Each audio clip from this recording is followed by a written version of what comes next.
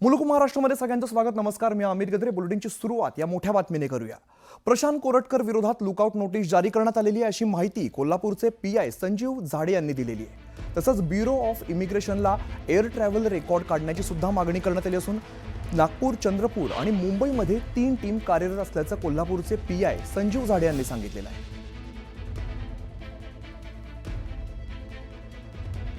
Bureau of इमिग्रेशनला travel record काढण्याची सुद्धा यावेळेला मागणी करण्यात आलेली आहे। कोरटकर विरोधात लुकआउट नोटीस जारी करण्यात आली आहे। नागपूर, चंद्रपूर, मुंबईमध्ये 3 टीम सध्या कार्यरत आहेत। आपले तपास पथक जे आहेत ते नागपूर, चंद्रपूर आणि मुंबई या 3 ठिकाणी तपास पथक गेलेलं आहे आणि त्याचा तपास शोध सुरू आहे आणि त्याच्याविरुद्ध आपण लुकआउट सर्क्युलर पण जारी करतोय आणि तो कुठे ट्रॅव्हल केला, एअर ट्रॅव्हल जर काही केला असेल त्यांनी त्याबद्दल माहिती घेण्यासाठी ब्युरो ऑफ इमिग्रेशन जे आहे त्यांच्याशी पण पत्रव्यवहार आपण करतोय आता आपण। आणि मी तुम्हाला सांगतो, तो दुबईला जाव का अजून कुठेही जाव, पोलीस शोधून काढतील आणि त्याच्यावर कारवाई करतील म्हणजे करतील। हा माणूस देश सोडून गेलाच कसा हा माझा प्रश्न आहे। आणि सगळ्यांना माहिती होतं तो इथून म्हणे दिल्लीला गेले, दिल्लीवरनं दुबईला गेले। हू नोज कशा काय स्टोरीज येतात। दरम्यान प्रशांत कोरटकरला नक्की पाठीशी कोण घालते असा सवाल उपस्थित होतोय, कारण प्रशांत कोरटकर हा राज्याबाहेर किंवा देशाबाहेर गेला नसल्याचं समोर आलेलं आहे।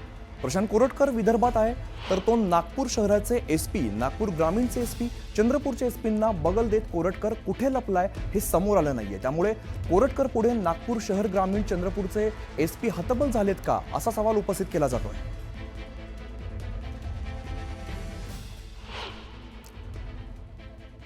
तर कोरटकर समोर कोण हतबल झालेले दिसते बघूया। रवींद्र सिंघल, आयुक्त नागपूर पोलीस, तसंच एसपी नागपूरचे नागपूर ग्रामीणचे हर्ष पोद्दार, तसंच सुदर्शन मुमका हे पोलीस अधीक्षक आहेत चंद्रपूरचे आणि महेंद्र पंडित कोल्हापूरचे एसपी आहेत।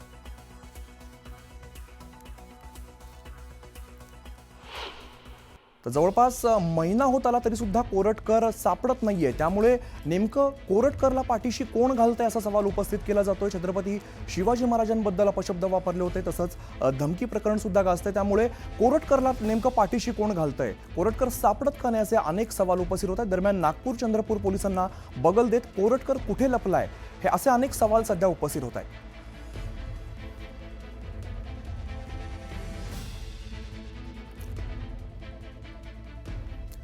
तर आपल्यासोबत सध्या आमचे प्रतिनिधी ज्ञानेश्वर आणि उदय तिमांडे सध्या सुरुवातीला ज्ञानेश्वरकडे जाऊया। ज्ञानेश्वर, पोलिसांना नेमकं कोरटकर सापडत का नाहीये, कारण जवळपास आता महिना होत आलेला आहे। अमित, गुन्हा दाखल होऊन जवळपास महिना होत आला। याशिवाय कोरटकरचा जामीन अर्ज फेटाळून सुद्धा 4 दिवस झाले, मात्र कोरटकर अद्यापही पोलिसांना हाती लागलेले नाही। खरं तर महाराष्ट्र पोलिसांची ख्याती आहे की भल्या भल्या गुन्हेगारांना ते पकडून आणतात आणि योग्य ती शिक्षा करतात, मात्र कोरटकरला नेमकं वाचवतोय कोण असा सवाल या निमित्तानं महाराष्ट्राची जनता विचारताना पाहायला मिळते। कारण छत्रपती शिवरायांचा अपमान, संभाजीराजेंचा अपमान आणि जिजाऊ मासाहेबांचा अवमान अशा पद्धतीचं वक्तव्य आहे ते कोरटकर यांनी केलं। त्याच्याविरोधात इंद्रजित सावंत यांनी फिर्याद दिली।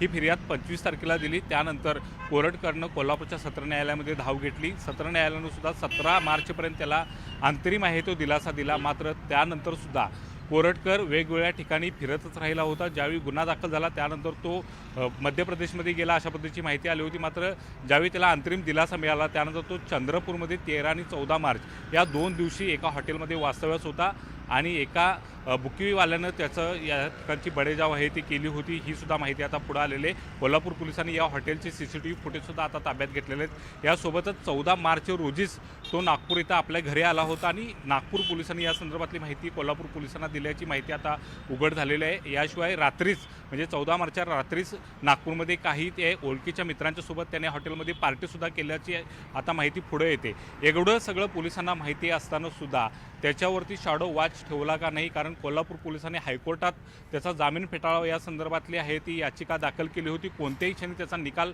आला असता तर कोरटकरला तात्काळ ताब्यात घेणं सोयीचं झालं असतं, मात्र असं कोणत्याही पद्धतीचं कृत्य आहे ते पोलिसांनी केलं नाही। खरं तर मोठा गुन्हा आहे तो, छत्रपतींचा अवमानासारखा आणि जातीय तेढ निर्माण करण्यासारखा गुन्हा आहे तो कोरटकरने केला होता। त्या संदर्भातली सगळी फिर्याद आहे ती दिली होती। देशभर आणि राज्यभर आहे ती त्या संदर्भातल्या आंदोलनं सुद्धा झाली होती. नागपूरचे मधुजी राजे यांनी सुद्धा या संदर्भातली आहे ती कडक भूमिका गेली होती. मराठा समाज आक्रमक झाला होता आणि असं असताना कोरटकरला आता वाचवतोय कोण हा सवाल या निमित्तानं पुढं येतोय.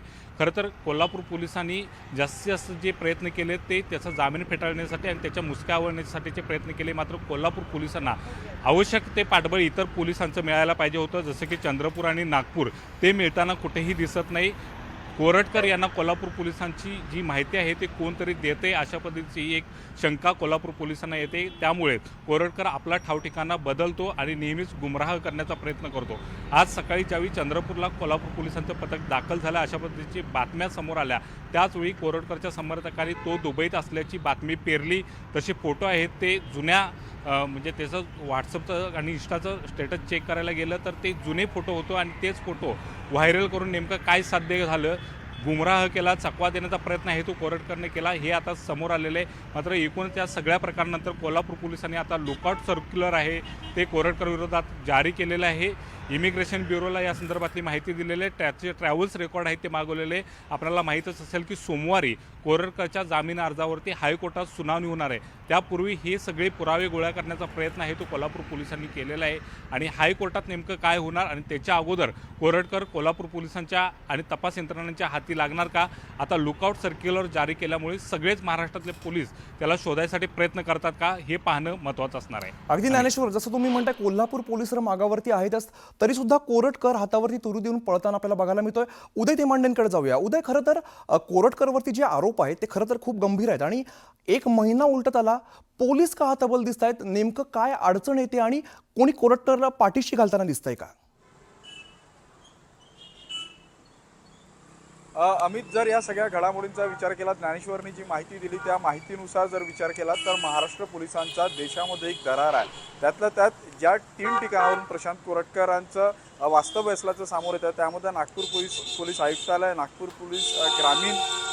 ग्रामीण पोलीस आणि चंद्रपूर या तिन्ही पोलीस दलावर कुठल्याही त्यांच्या कार्यक्षमतेवर प्रश्नचिन्ह निर्माण केले जाऊ शकत नाही.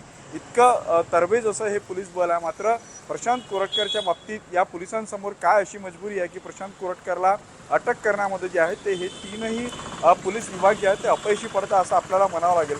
कारण ज्यावेळी या सगळ्या संदर्भातला गुन्हा कोल्हापूरमध्ये दाखल झाला त्यावेळी प्रशांत कोरटकर हा नागपूरमध्ये होता. प्रशांत कोरटकरनं सकाळी माध्यमांशी संवाद साधला. त्यानंतर त्यानं नागपूर सायबर पोलीस असेल किंवा स्थानिक पोलीस स्टेशन बेलतरडी असेल इथं सुरक्षेसाठी अर्ज केला. ज्यावेळी हा अर्ज केला त्यावेळी पोलिसांच्या ही बाब नक्कीच लक्षात आली असेल की हे प्रकरण गंभीर आहे आणि प्रशांत कोरटकरवर वॉच ठेवणं आवश्यक आहे. हेच जर लक्षात आलं नसेल तर नक्कीच नागपूर पोलीस छत्रपती शिवाजी महाराज, संभाजी महाराज, आऊसाहेब जिजाऊ महासाहेब यांच्या बाबतीत किती संवेदनशील आहे असा प्रश्न जो आहे तो नागपूर पोलिसांवर उपस्थित करावा लागेल. कारण इतकं गंभीर झालेलं होतं, लोकांच्या भावना ज्या आहेत त्या तीव्र होत्या. हे सगळं होत असतानाही प्रशांत कोरटकरच्या घरी सुरक्षा व्यवस्था असताना देखील प्रशांत कोरटकर जो आहे तो मध्य प्रदेशमध्ये पळून गेला होता. मध्य प्रदेशमध्ये पळून जाताना त्यांनी नागपूर ग्रामीण पोलिसांच्या हद्दीतून हा मार्ग काढला असेल. दुसरी माहिती जी चंद्रपूर पोलिसांच्या बाबतीत येत आहे, त्यावेळी जर प्रशांत कोरटकर चंद्रपूरला गेला असेल तर त्याला नागपूर पोलीस आयुक्तालय, नागपूर ग्रामीण आणि चंद्रपूर अशा या 3ही पोलीस दलांच्या सीमांमधून जावं लागलं असेल. निश्चित उद्या जसं तुम्ही म्हणता या 3ही सीमांमधून जावं लागणार. आपण चंद्रपूरमध्ये जाऊया. हैदर शेख सध्या आपल्यासोबत आहेत.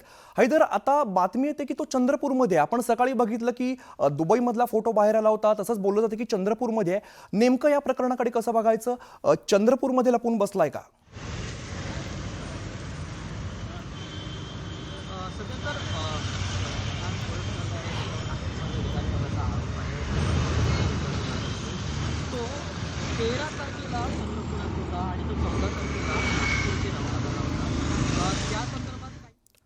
तर प्रशांत कोरटकरला नक्की कोण पाठीशी घालतंय हा सवाल खरं तर उपस्थित होतोय.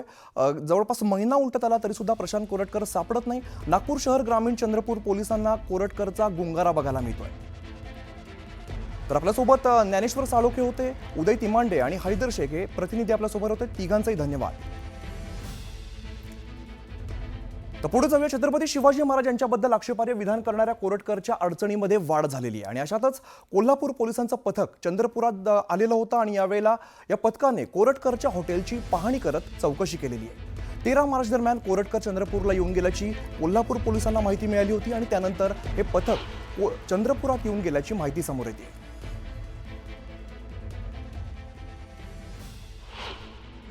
छत्रपती शिवाजी महाराजांवर आक्षेपार्ह विधान करणारा प्रशांत कोरटकर हा फरार असून तो 13 मार्च रोजी चंद्रपूरला आल्याची माहिती कोल्हापूर पोलिसांकडून मिळालेली आहे. काल कोल्हापूर पोलिसांचं एक पथक हा चंद्रपूरच्या मुख्यालयासमोर असलेलं सिद्धार्थ प्रीमियर या हॉटेलला आला असून त्यांनी या सगळ्या हॉटेलची तपासणी केलेली आहे आणि चंद्रपूरच्या स्थानिक पोलिसांची कोणतीही मदत घेतलेली नसून आणि इथे कुणालाही सांगितलं असल्यामुळे या स्थानिक पोलिसांना या संदर्भात कुठलीही माहिती नाही.